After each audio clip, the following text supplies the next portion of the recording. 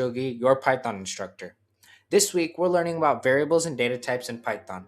These are some of the most important building blocks in programming. Once you understand variables and data types, you'll be able to store information, change it, and use it to build interactive programs. So, what exactly is a variable? A variable is a part of the computer's memory that stores a specific value. You can think of a variable like a box. You can put something inside the box, take it out, or replace it with something else. Each variable is its own unique box with its own name. You can have many boxes, but each box must have its own name. Variables store data, and that data can change. For example, if you create a variable that stores your name, you can later change it to store your friend's name. That flexibility is what makes variables so powerful. Here's how you define a variable in Python. You simply write the variable name, an equal sign, and then the value you want it to store. For example, my number equals 20. However, don't get the equal sign confused. The equal sign doesn't mean equals like in math, it means to assign. We're assigning my number the value 20. In Python, there are many different types of data. In this course, we'll focus on the four main types: integers, floats, strings, and booleans. First, integers. An integer is a whole number, no decimals and no letters. Some examples are 1, 25, and 500. Next, floats. Floats are numbers with decimals like 1.1, 0.03, and 20.32. Then we have strings. Strings are text. This can include words, letters, or sentences. Examples include cat, puppy, or even the alphabet. To tell if something is string, you must put it inside quotations, either single quotes or double quotes. Lastly, booleans. Booleans only have two values, true or false.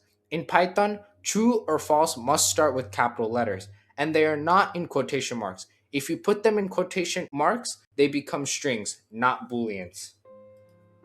Why do we use variables? One big reason is reusability. Let's say you have multiple print statements that include how much money you have. If you hard code the number 5 everywhere and then later your money changes to 10, you'd have to manually change it in every single place. Instead, you create a variable like money equals 5. Then you use the word money anywhere in your code. The computer will treat it as the value 5. And if you later change it to 10, it updates it everywhere automatically. This makes your code cleaner, easier to edit, and more efficient. Now let's talk about operators.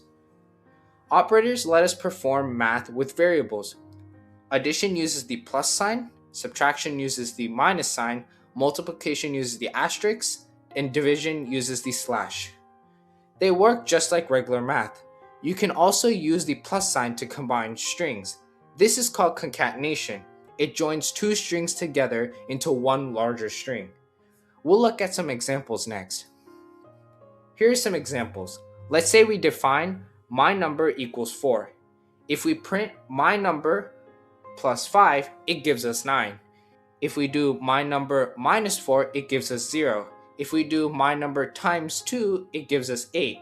And if we do my number divided by 2, it gives us 2. We can do the same thing with floats, numbers that have decimals, for example. And we can even use operators between different variables. Python handles all of this as long as the data is compatible. Now let's talk about something really cool, the input function. This is what allows your entire Python code to become interactive. It allows the user to type something into your program, and the program stores it in a variable so it can be used later. Let's see how that works. To use input, you first choose the variable name. Then you assign it to input, which is the function call, and then prompt, which is the message you want to be displayed when the program is run. For example, user input is equal to input parentheses quotations prompt. The program displays that question, waits for the user to type something, and then stores their answer as a string into the user input variable. One thing to remember is that they always store in strings, no other data type. Even if the user tries to use a boolean or another integer, Python will treat it as a string. So we have to change it. And that's what the next concept is all about. This is typecasting. Typecasting is when you convert one data type into another.